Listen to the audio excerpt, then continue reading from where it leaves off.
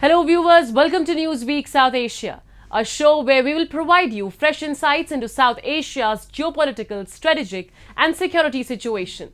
Let's take a look at the headlines first. China pushes its Belt and Road projects and Taliban-ruled Afghanistan.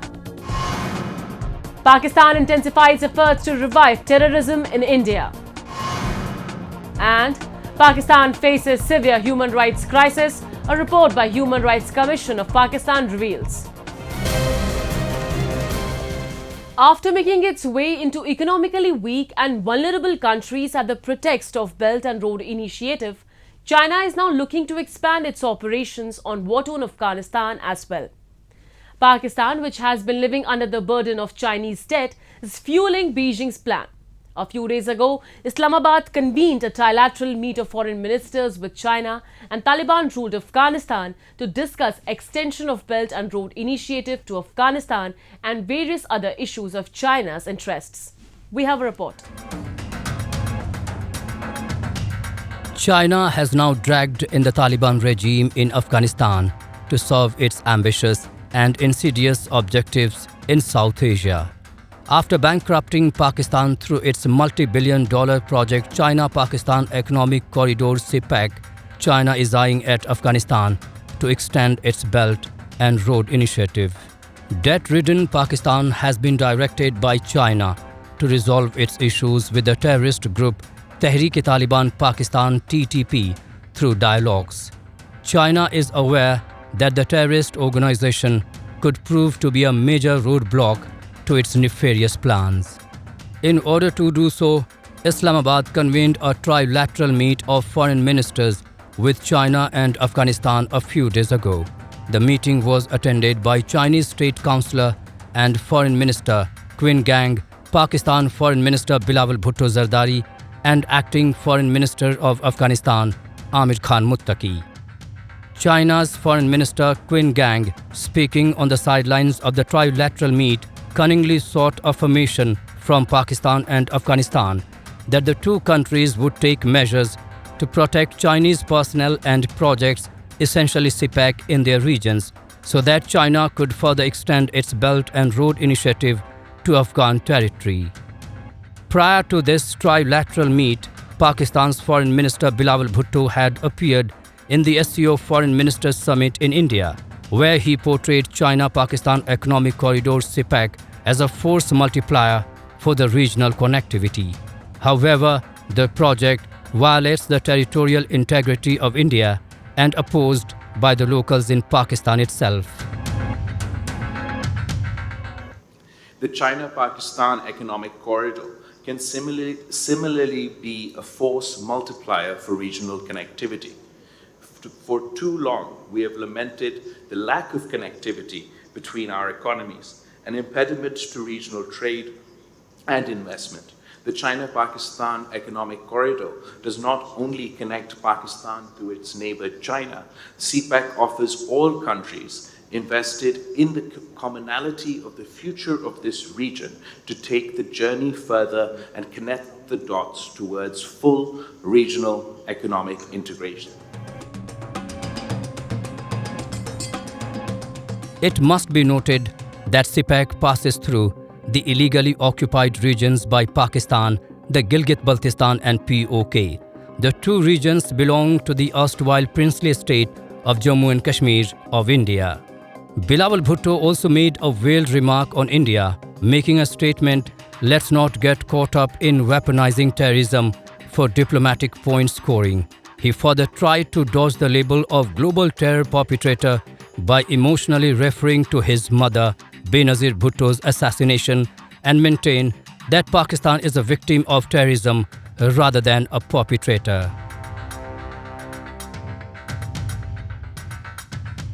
Terrorism continues to threaten global security. Let's not get caught up in weaponizing terrorism for diplomatic point scoring. When I speak on this topic, I do so not only as the Foreign Minister of Pakistan, whose people have suffered the most in terms of number of attacks and number of casualties. I also speak as the son of a mother who was assassinated at the hands of terrorists. I feel the pain of this loss empathize with the victims across the world in a way that most cannot.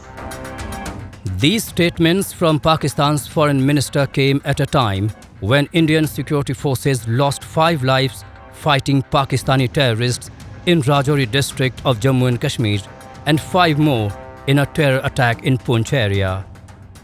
In a strong rejoinder, the Indian Foreign Minister S. Jaishankar, in a composed manner, without calling out the name but the hypocrisy of the nation, slammed Pakistan for terrorism and its portrayal of CPEC as a key connectivity project for SCO nations.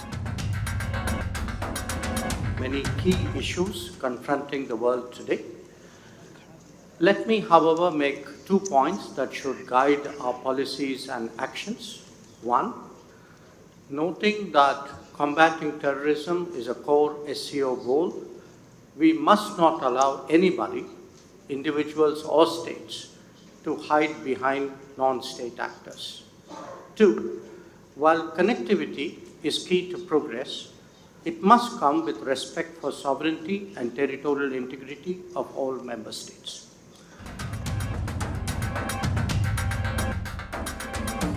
Whether it is the SCO meet or the trilateral meet held in Islamabad, China operates Pakistan from behind the stage. Ever since Taliban has taken over Afghanistan in 2021, Beijing has pursued its economic interests in the country and campaigned for Taliban's international recognition as the Afghanistan government. Pakistan and China, during the trilateral meet, also advocated for lifting UN sanctions against the Taliban regime. In return, the cash-strapped Taliban is harboring hopes of receiving massive Chinese investments amidst a severe economic crisis. If Taliban regime falls against the trap set up by China, the Afghan nation too would meet the same fate as Pakistan did.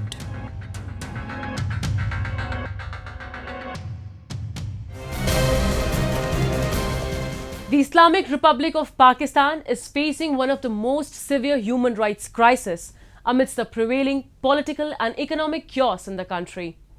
The Human Rights Commission of Pakistan, in its latest report, has highlighted the failure of the legislature, judiciary and the executive in fulfilling their duty to safeguard citizens from political and economic exploitation.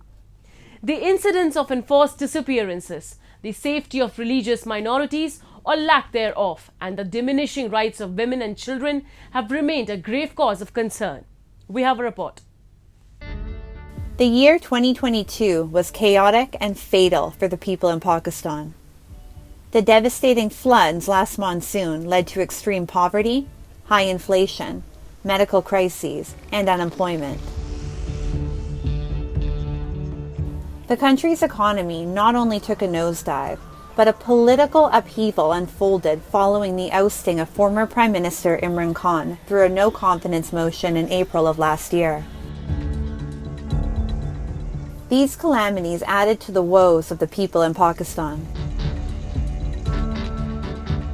The Human Rights Commission of Pakistan, in its almost 300-page annual report, has raised concerns over Pakistan's human rights situation, not only economic and political, but security as well. Terrorism-related incidents in the country claimed 533 lives in 2022.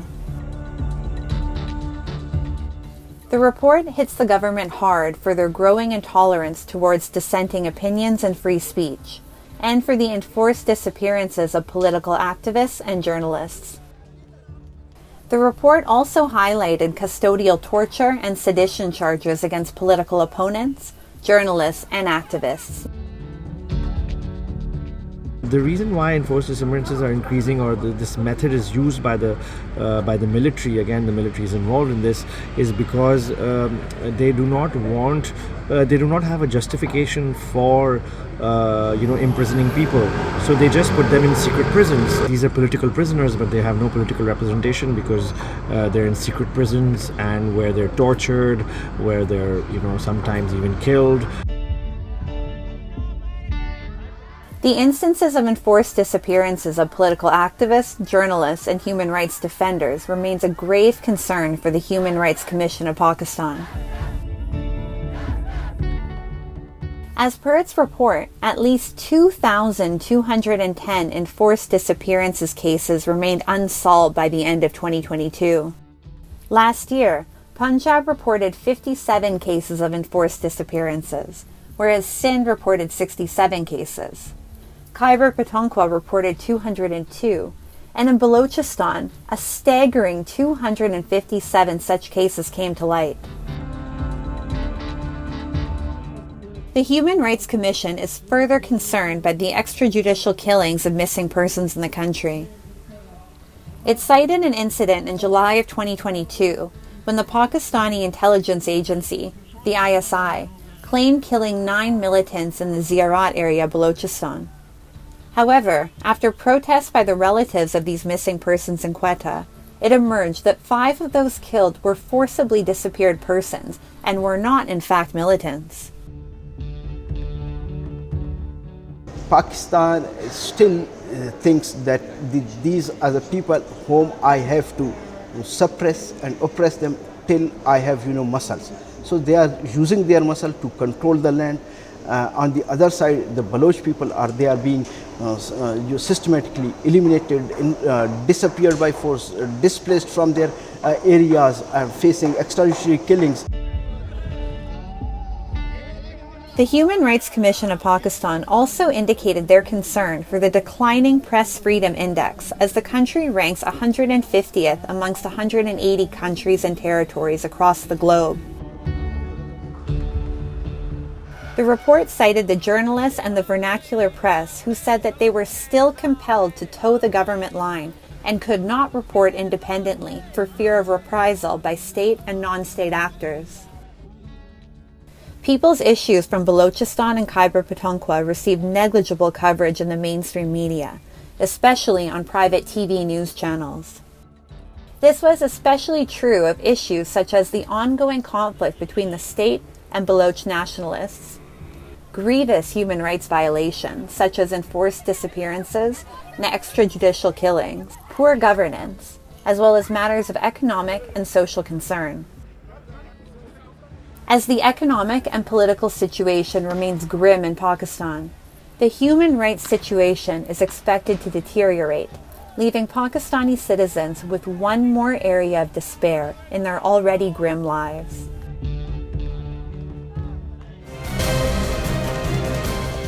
Let us now turn our attention to India's Jammu and Kashmir, where the situation is tense.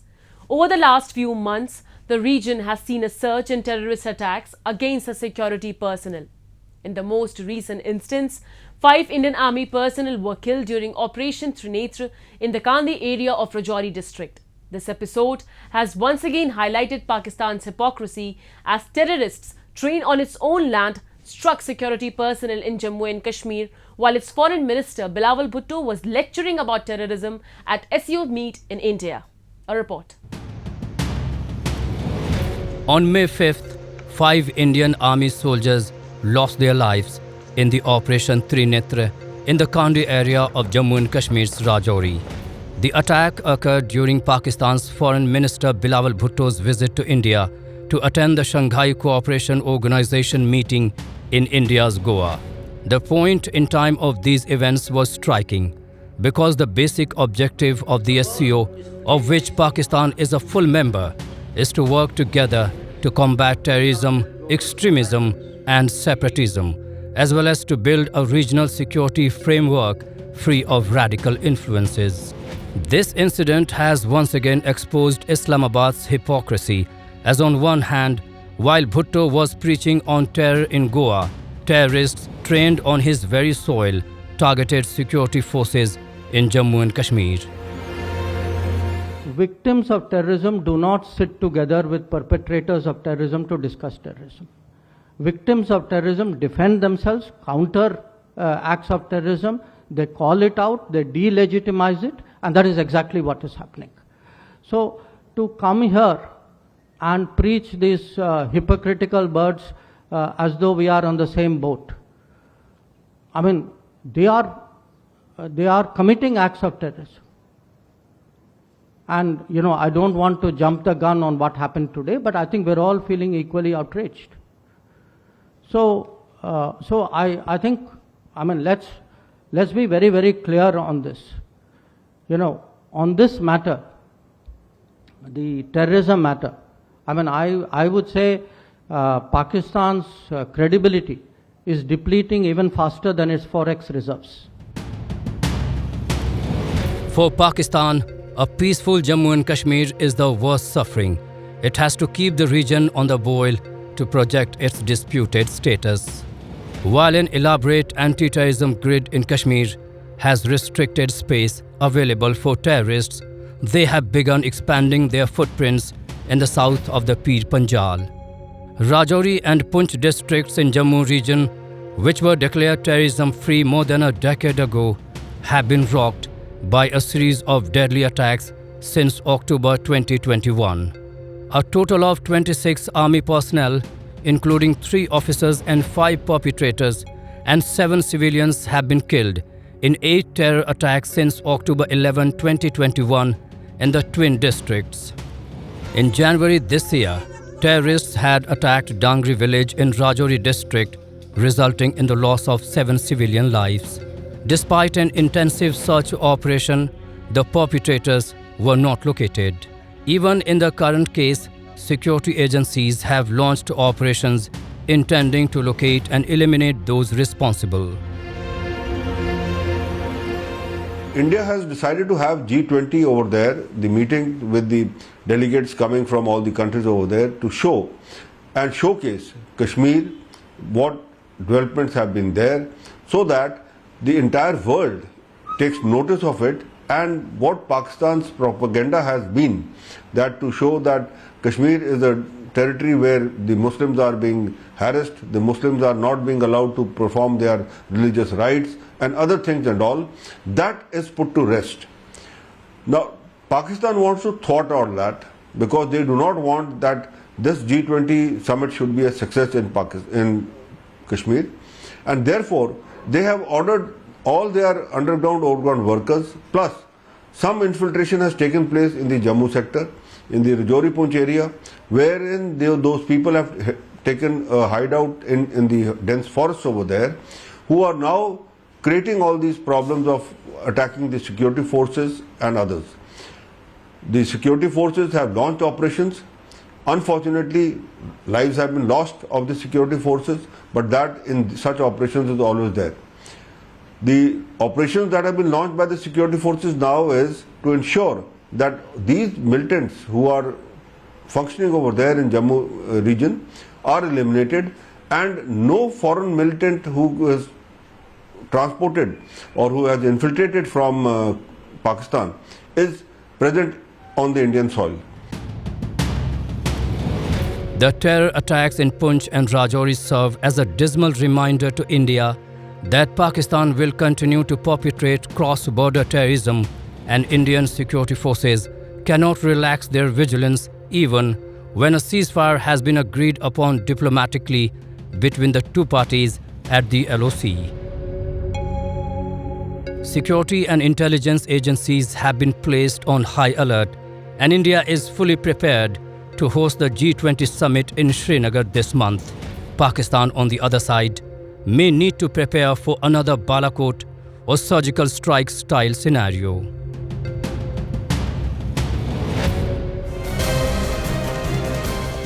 China, Pakistan's all-weather ally, has once again blocked India's proposal at the United Nations to designate Pakistani-based Jaish-e-Mohammad terrorist Abdul Rauf Azhar as a global terrorist under the 1267 Sanctions Committee. Azhar, the deputy commander of the terror organization Jaish-e-Mohammad and the younger brother of the group's founder, Masood Azhar, is well known for his involvement in a number of terrorist attacks in India. A report. China has always defended its client state Pakistan in United Nations. The country, being the close ally of Islamabad, has always created hurdles of known Pakistani terrorists. Recently, China objected a proposal by India to blacklist senior Pakistani-based Jaish-e-Mohammad terrorist Abdul Rauf Azhar as the global terrorist under the 1267 Al-Qaeda Sanctions Committee.